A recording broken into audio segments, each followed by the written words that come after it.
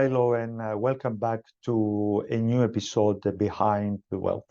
Before we go with our subject, I want to make the usual claim and declaration that everything we say today, it is a general advice, as we don't know your personal circumstances, and you need to talk to your financial advisor or your accountant.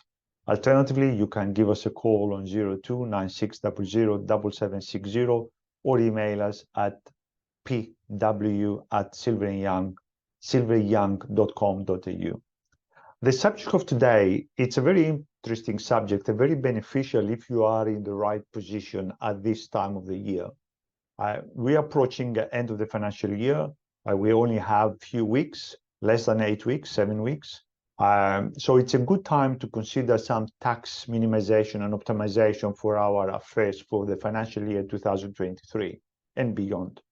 So one of the very, very easy and common strategies we can apply is to use superannuation contributions to increase our superannuation in one hand, and on the other hand, for extra superannuation you contribute to your super, then you have a deduction of equal amount. And for example, if you are in $100,000 wages, your employer gives to the superannuation, pays 10.5%, which is 10,500, and then your maximum you contribute as a concession contribution with the threshold is maximum 27.5. So 27.5 minus 10.5, you can contribute all the rest out of your pocket if you have the funds available. So, and then take a full deduction, have a deduction of say $10,000 if you contribute $10,000. And this takes out $10,000, you have a net benefit, 32.5 on your personal level. You pay 15% on the tax on the superannuation. So the result is 17%, 17.5%. Who is really the person who can do that? Usually are the people who have a bit of cash reserves, are people who sitting on a very good capital gain and they have these cash reserves available. I mean, you can sit in a capital gain, but you paid off your home, you paid off your mortgage, your primary residency, so you don't have extra funds. People who have a strong cash flow. So it's a good time to consider to contribute money to your superannuation, concessional contribution, and take the deduction to minimize your tax.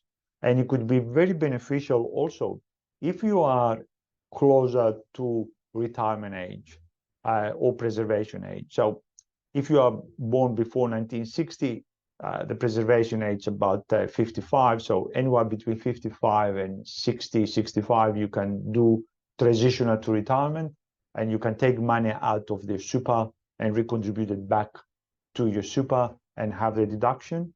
Or if you are born after 1960, the preservation age is 60 years old.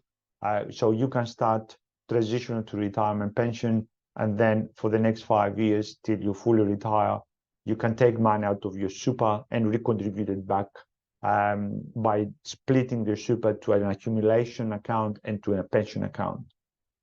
For more details, you need to contact your financial advisor, and we'll guide you and advise you if it's worth it for your circumstances. But my point out of this podcast is you need to have the conversation with someone in that field, your accountant or your financial planner, to initiate the conversation and ask the question. That is the main benefit you get out of this podcast today. The best people to consider this is people with cash reserves, people with want to catch up with their superannuation because they're left behind, people with high balances in one spouse and low balances in the other spouse, and it's in this age 55 to 60, or if 65 they're still working. Other people you could consider sitting in a very strong capital gain, and to minimize the gain, the capital tax. And I give you an example of a real example, really. A couple sold a property sitting on a $300,000, 61, they're still working. So if they just sit as they are they're going to pay on a $300,000 a lot of tax, 150 exempt, and the other $150,000 is going to be pay 30%, 32.5% tax at least. By contributing enough money to the superannuation, we reduce this tax payable, and they have the benefit of at least 17% by transferring some of the money of the capital gain to the super fund. Of course, there is another element to that, the carry forward concessional contributions that the Morrison government started a couple of years ago. And it's very beneficial and very good opportunity for people to catch up for the superannuation that they didn't contribute enough. And the essence of that is people during COVID, they withdrew a lot of money out of the super, and the government wanted to encourage them to put back. But the benefit of the people who didn't really take money out of the super, the extra benefit is that if you are close to retirement, and definitely if you are above 55, most of the cases worth to consider that to put more money, because in a 5 or 10 years, it's going to be still available to you and accessible compared to someone who is 30 or 35 or even 40. So the carry forward concession contribution, it could be very, very strong, because if you have, say, $15,000 every year for the last 3 years, you didn't contribute the full amount of the threshold of the concession contributions. This $45,000 you can contribute in this year, plus the 27.5 you had for this financial year, and you can drop your income substantially. And I have many examples that we looked into clients. We dropped income from $90,000 to 45, which is 19% tax rate.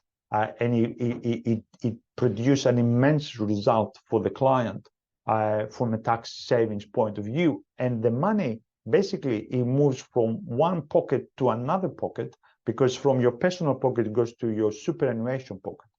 I understand there is a lot of concern sometimes with the changes of the regulation, issues with the super fund, issues of changing the rules, and there is a fear of that, and people sometimes have a resentment for doing anything like this. But the reality is superannuation is keep growing and is going to grow. It doesn't matter the volatility, it's up and down, it's always existed for the last 20, 30, 40 years. It just, you need to let it go and pass and have a proper allocation according to your risk.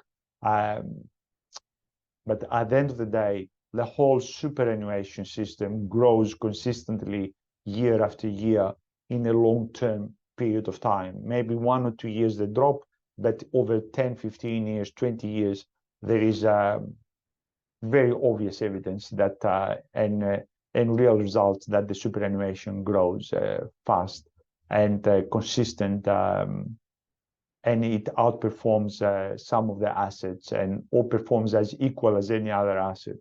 So it is a consideration to use the carry forward concession contribution, to use the maximum of this year's financial year concession contribution 27.5.